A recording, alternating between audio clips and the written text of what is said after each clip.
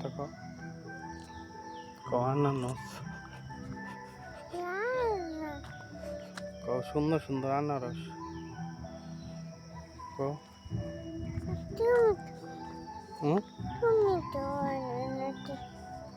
অনেক সুন্দর আনারস। আমার বাবা এই যে আনারস দেখতে আসছে রাবার বাগানে অনেক দূরে। তো আনারস এখনো খাওয়ার প্রস্তুতি হয় নাই, আশা করি সামনে খাওয়ার চিন্তা ভাবনা আছে, আশা রাখি। এই আনারস